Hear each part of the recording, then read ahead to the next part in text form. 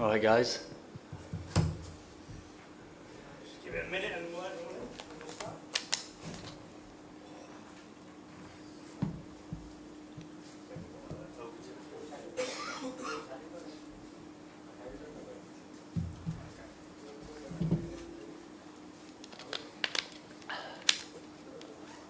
Okay, cameras all good, yeah, at the back. Excellent. We've got England captain Harry Brook. We're going to start with David Charlesworth at the front here. Go ahead, David. Thank you. Thanks, Tony. Hi, Harry. Where do you think things went wrong today? We probably didn't execute as well as we usually can. We didn't quite execute well enough with the ball, and they probably got 15, 20 too many. Do you think it was with the ball? I mean, how did you feel at halfway? Well, we thought it was chaseable, definitely. We obviously planned for due, and it didn't quite get as due as we thought, and it didn't quite slide onto the bat as much as we were expecting. But T20 cricket's such a fickle game, and the West Indians are such a powerful side. 6 wickets to spin. I think that sort of changed the complexion of the game after the power play. Do you guys struggle against spin in this part of the world? No, I don't think so. I think that series against Sri Lanka showed that. I thought we played spin really well out there. They bowled well. They kept themselves in the game the whole time. Like you said, we lost quite a few wickets in clusters, which never really helps. And just a word on Adil Rashid. He back to his brilliant best after a tough one against Nepal. Just shows that he probably was unfazed by what happened on Sunday. Yeah, unbelievable. That's the Rash that everybody knows and loves, and his skill and his nous out there was unreal to watch. We've got Matt and then Amal and then gentleman at the front here. Just keep asking the mic behind. Thank you. Go on, Matt. Yeah, you go Amal and then we'll go Matt. Harry, yes, no doubt it's the World Cup, but the fact that the points are not carried forward, or rather the seedings also don't change in the Super 8s. Does that play on the mind in the preliminary stage when you're playing against the top 2 seeded teams? Does it actually change the outlook? Not really. We've just been trying to take it game by game, and like I said, West Indies have probably played a better game than us there, and they deserve the win. And we've just got to focus on the next game now. Matt, go ahead. You mentioned that Sri Lanka series when you did play pretty well against spin. Does like the pressure of a World Cup chase in a World Cup come into things in a situation like that when obviously it didn't go as well? Probably. One thing I would say was we were probably a little bit careful. Chasing nearly 200 is always a big ask. And like I said, we didn't think that we thought the pitch would get a little bit better and it'd slide onto the bat a bit more, and that didn't happen. But like I said, we were probably a little bit careful, myself included. Is that like your dismissal, maybe Tom's dismissal, like popping catches back rather than? I mean, you've said before, haven't you? You may as well get caught on the boundary rather than in the infield or by the ball, or is that kind of what you mean? I'd much rather get caught on the boundary than the way I did today. But that's part of T20 cricket. He was probably the main threat at that time. So I was just trying to knock it into the leg side and get Sam back on strike. And Jofra, expensive day for him today, probably not at his best on Sunday against Nepal either. Any concerns there? No, not really. Everybody knows how good Joff is. He'll bounce back for sure. He's bowling rapid, and I'm sure he'll execute better in the coming games. Go to the front here, please. Had a quick turnaround time between now and Scotland. Of course, now I'll be going to Kolkata. Just wanted to know, what are the positives that you can take from the 2 matches you've played at the Wankhede? Because, of course, one result did go your way, but it went down the wire. And today, of course, it didn't go your way. What are the positives that you can take forward to Kolkata? I think we can take a lot of confidence from not only the Nepal game, but the last T20 in Sri Lanka when they were both tight games. We can take a lot of confidence from them, and in the depth with the batting that we have as well. We were stood up in the changing room and we still needed 50 off 4 overs, and we still had faith. So I think we can take a lot of confidence going forward. Obviously, it didn't pay off today, but another day it would work. We'll finish with Tim and then Dan. Yeah, go ahead. Hi Harry, just in terms of the playing of spin, like what are the things you could do a bit better going forward in the tournament? Like I said, I thought we played spin outstanding in Sri Lanka, and we've just had a bad day today. We didn't manage to get over the line, and they bowled well. And you said you bat very deep. It's almost like you didn't use that lineup as much as you could because you didn't go as hard as you could earlier? Is that how it feels a little bit? That's where it comes back to me saying we were a little bit careful. I think with the power that we have at the back end, like I said, myself included, I feel like I could have potentially taken a risk a little bit earlier, knowing that we still had Jaxie, Jamie Overton to come in, and with that power and the depth that we have, we do think that we can chase almost anything. Obviously today we didn't. Last one. Harry, talking about Moti, the left armour, he bowls orthodox and wrist spin. Does that produce, sort of create extra problems when facing him? Well, it was a bit obvious that he was only bowling leg spin to the left-handers today, and yeah, he's a good bowler. He's been a very good bowler for the last few years. I've faced him a lot, and he's got a lot of skill, and yeah, he manages to hit his length consistently. Okay, we're done. Cheers, Harry. Thank you. Thank you.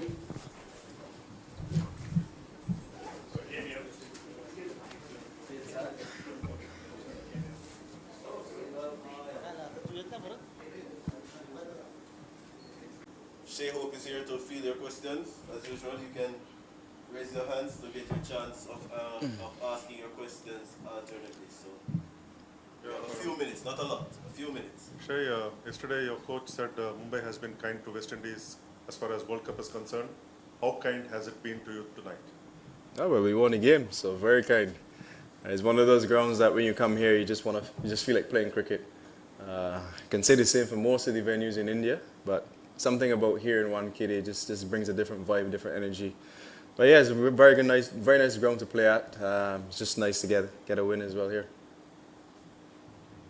Shay, a 3-0 defeat last year to England in a 3-match series last year, followed by that series loss to Nepal. How much does this win on a wicket which had something for both batters and bowlers stand in terms of your own campaign in this World Cup, given you are facing a full side, a very tough competitor?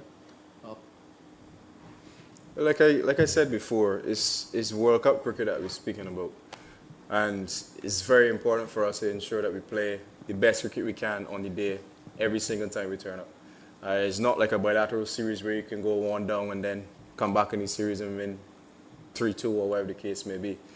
You got to make sure you try to execute as precisely as you can, especially from the jump. Because like I said, there's not really a second or third game that you could come back and hope for the best.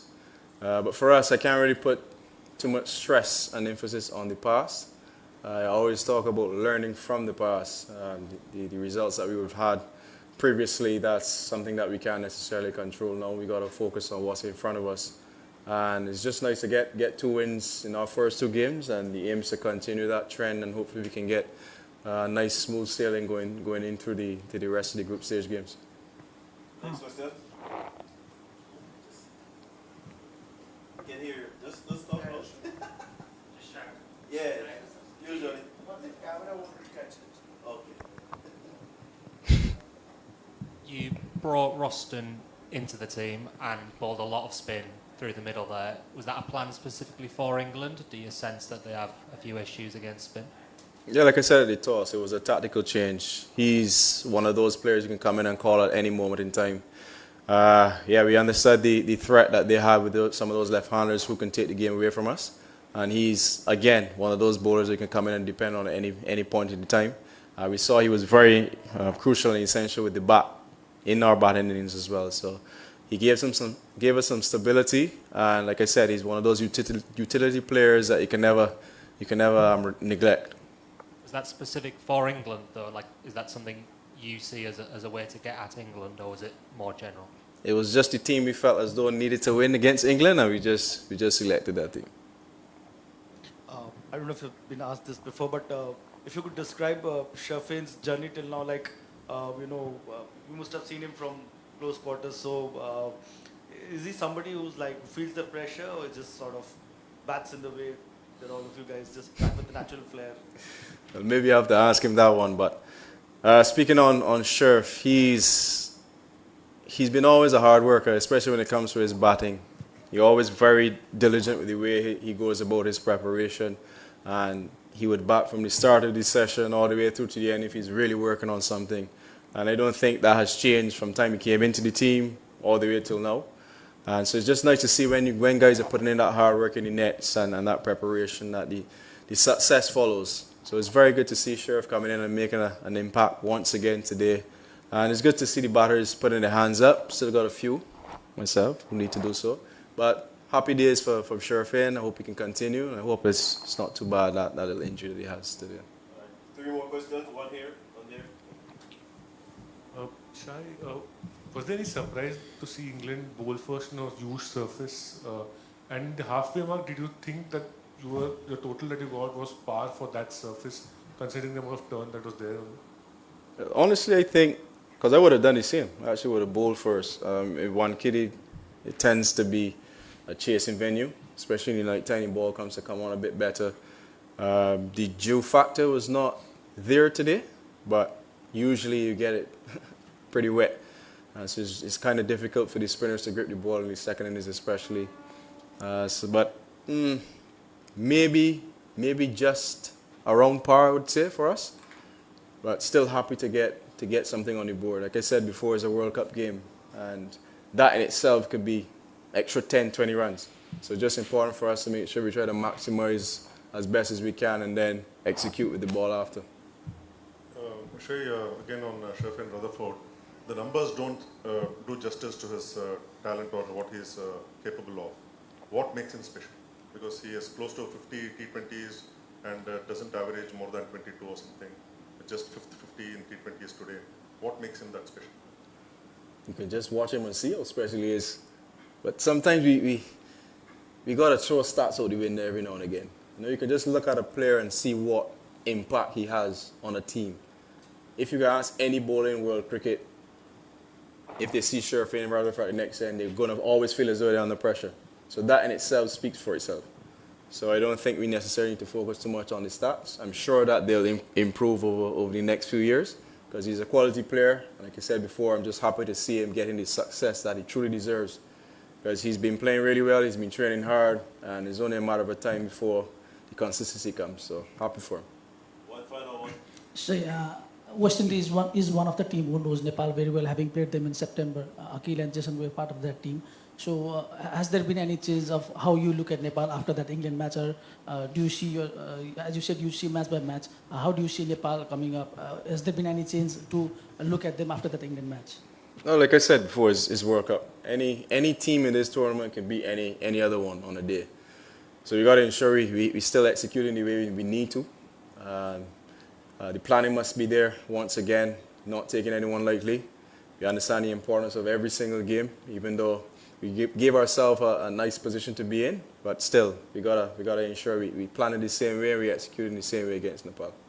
If you look at the batting order, we see a lot of your players in the current lineup playing as finishers in the franchise leagues, but you balanced it out with Roston coming in the middle as well. So how does that fare out with Hetty coming in at number 3? That change, how has the team coped up with that? I think the fellas it was a smooth transition. The way we discussed it amongst ourselves, see what's the best way for us to maximize as a batting unit. And as everyone can see, we have a very powerful batting lineup. If everyone clicks on a day, we could be very dangerous. Just about trying to find the best ways to maximize everyone's ability and skill. He's still one of the better batters in world cricket, and he's not just a hitter. Hetmyer, he's actually a batter. He can play all situations, in my opinion. So just again wants to maximize his skill set and his ability for the team. And he started him really nicely at number 3, and he's making some impact straight away. All right, thank you guys. Excuse me. I'll just stay with you.